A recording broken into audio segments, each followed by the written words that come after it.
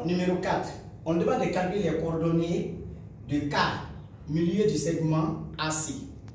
Nous avons deux manières d'obtenir ces coordonnées. On peut les obtenir à partir du graphique, c'est-à-dire en trouvant le milieu du segment AC et en projetant ces milieux-là sur les deux axes des ordonnées et des abscisses pour trouver X et Y.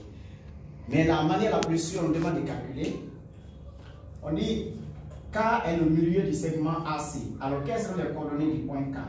Le point K aura pour coordonnées X de C plus X de A divisé par 2, Y de C plus Y de A sur 2. Ainsi, le point K aura pour coordonnées X de C. Donc, K aura pour coordonnées X de C. X de C, on avait donné, c'est 3. X de A qui était égal à moins 2. Donc, plus moins 2 sur 2. Y de C, 9. Plus Y de A, moins 1 sur 2. Donc, le point K aura pour coordonnées 3, on aura 3 moins 2 sur 2 et 9 moins 1 sur 2. Donc, le point K aura pour coordonnées 3 moins 2, on obtient 1, donc 1 demi. Et 9 moins 1, on obtient 8, donc 8 demi. Par conséquent, le point K aura pour coordonnées 1 divisé par 2, on obtient 0,5. 8 divisé par 2, on obtient 4. Donc, le point K a pour coordonnées 0,5 et 4. Un autre repère pour placer le point K. Nous ont dit que le point K est le milieu du segment AC et les coordonnées du point K que nous avons trouvé 0,5 et 4. Donc, abscisse 0,5.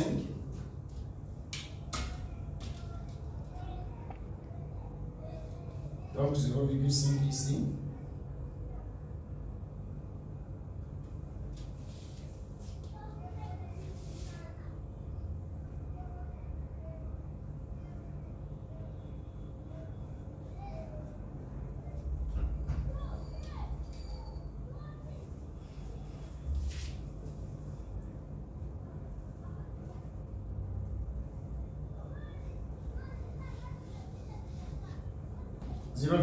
Et ordonnée 4.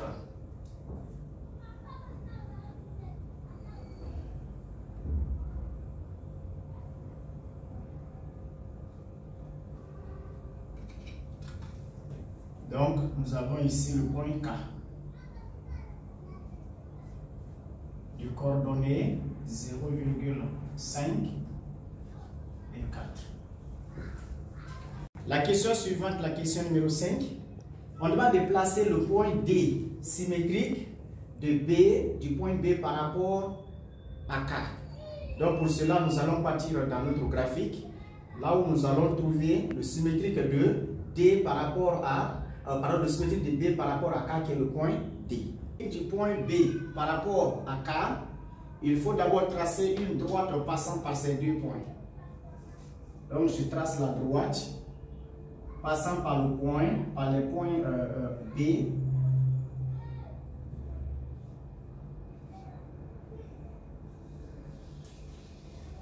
passant par les points B et K.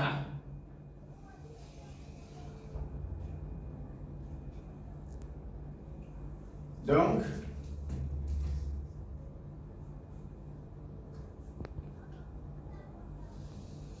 voilà. Donc, à l'aide du compas, je peux trouver le symétrique.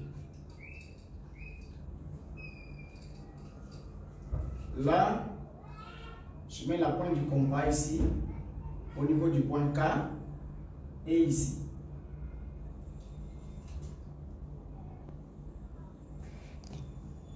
Et là, je trouve le point D.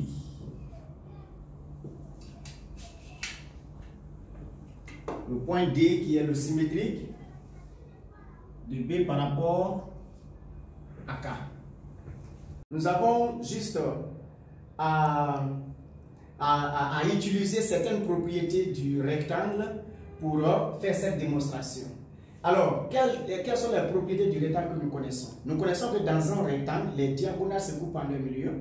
Nous connaissons que dans un rectangle, les côtés sont égaux et parallèles 10 à 2. Et nous savons que dans un rectangle, les angles sont droits. Donc, sur la base de ces trois propriétés, nous allons voir si notre figure géométrique qui est là respecte ces trois propriétés. Premièrement, est-ce que les diagonales se coupent en leur milieu? Nous savons que K est le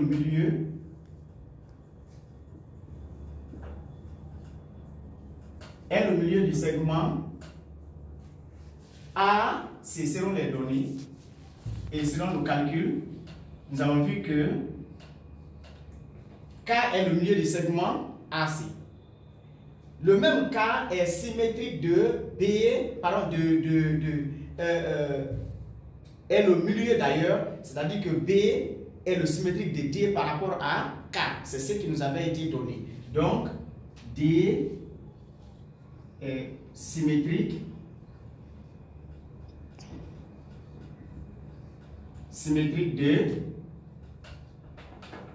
de B par rapport à K.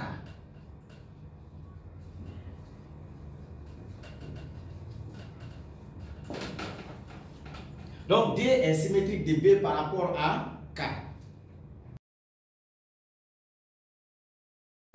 D symétrique de B par rapport à K, cela veut dire directement que K est aussi milieu du segment BD. Est aussi milieu du segment BD. Et si nous regardons dans notre quadrilatère, les deux segments AC et BD représentent des diagonales. Donc, nous voyons que les deux diagonales se coupent en un seul point qui est le point K. Donc, les diagonales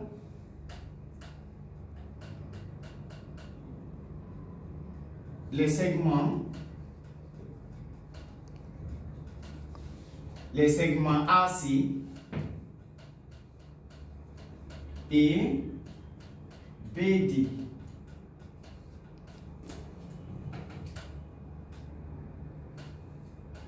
sont ou bien se coupant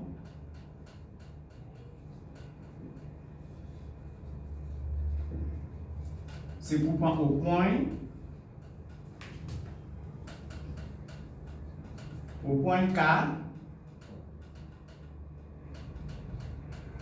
sont des diagonales du quadrilatère ABCD.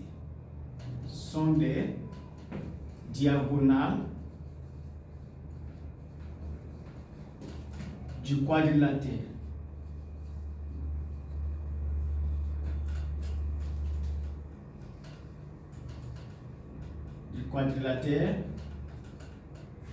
ABCD.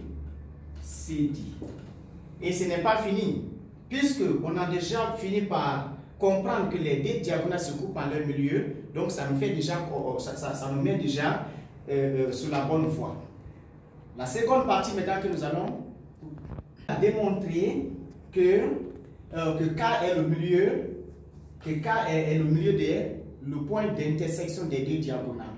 Maintenant, rappelez-vous qu'on avait démontré auparavant que le triangle ABC est un triangle rectangle. Or, ABC est un triangle rectangle. Rectangle en B. Donc, ce qui veut dire directement que l'angle B est égal à 90 degrés. Donc, nous avons un triangle, nous avons un quadrilatère dont les deux diagonales se coupent en leur milieu et qui contient un angle droit. Donc, ce qui veut dire que le quadrilatère, ce quadrilatère ABCD est effectivement un rectangle. Donc, ABCD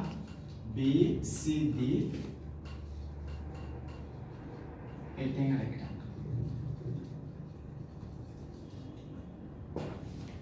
Quand on nous demande de calculer l'aire du rectangle ABCD, alors c'est plus simple parce que l'aire d'un rectangle, nous savons que c'est la longueur fois la largeur.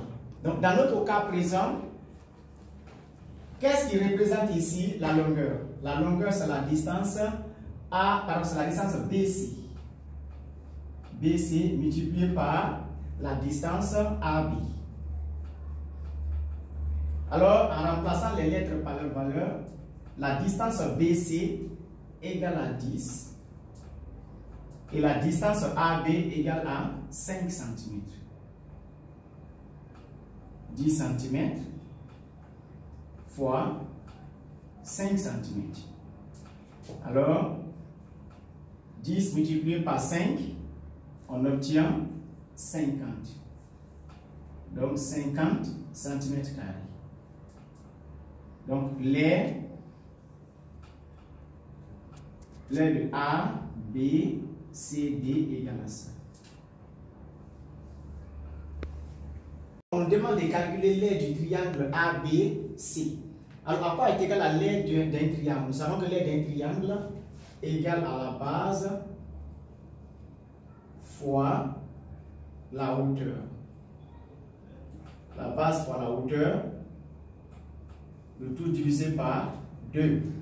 Dans notre cas présent, qu'est-ce qui représente la base? Qu'est-ce qui représente la hauteur?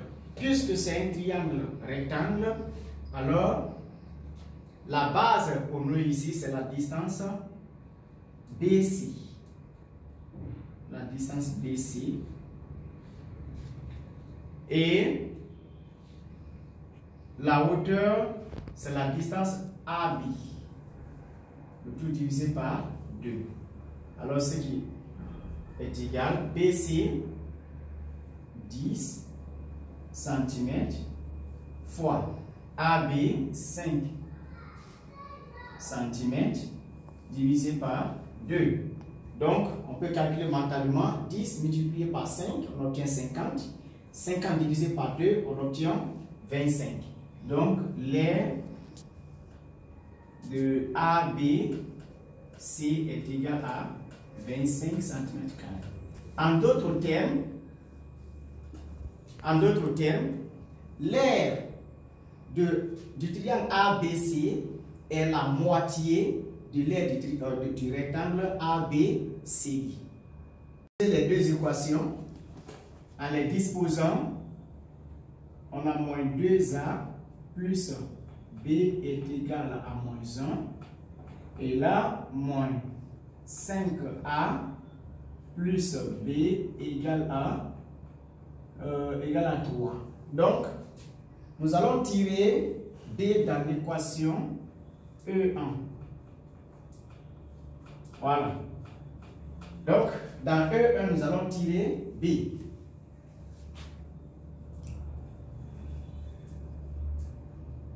Dans E1, B est égal à quoi? En tirant B, on envoie 2A au second membre. Donc, on obtient 2A moins 1. Maintenant, ces 2A moins 1 là, nous allons remplacer ça dans l'équation 2. Alors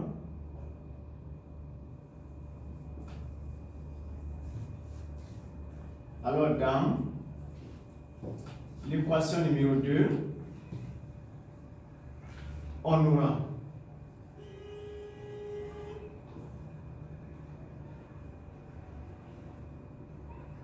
dans l'équation numéro 2, on obtient moins 5A. Moins 5A plus B égale à 3. Donc l'équation numéro 2, c'est moins 5A plus B égale à 3. Mais nous savons que B maintenant est égal à 2A moins 1. Donc on remplace B par 2A moins 1. Donc on obtient moins 5A plus 2A moins 1 égale à 3. Donc, moins 5a plus 2a, on obtient moins 3a. Donc, moins 3a moins 1 égale à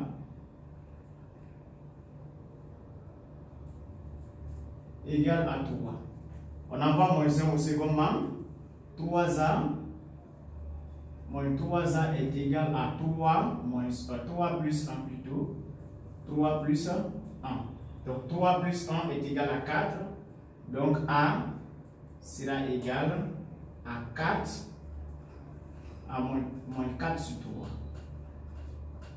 Donc A est égal à moins 4 tiers. Puisque nous connaissons maintenant la valeur de A, nous allons remplacer cette valeur-là dans l'expression de B pour obtenir la valeur de B. Alors B sera égal maintenant à quoi? B sera égal à 2 fois moins 4 tiers moins 1. Donc 2 fois 3, 4. Pardon, 2 fois 4, 8. Donc B sera égal à moins 8 sur 3 moins 1. On ira au même dénominateur. On obtient 3 fois moins 1 moins 8 moins 3 sur 3. Ce qui est égal. Moins 8 moins 3, on obtient moins 11. Donc moins 11 sur 3. Alors, à quoi sera égal à B? B sera égal à moins 11 sur 3. Donc, on connaît maintenant la valeur de A et on connaît la valeur de B. Donc, on vient là pour remplacer A et B par leur valeur pour trouver notre équation de droite. Alors, à quoi sera égal à Y? Y maintenant sera égal à A c'est moins 4 tiers. Donc, moins 4 tiers X moins 11 tiers. Donc, nous avons ici notre équation de droite.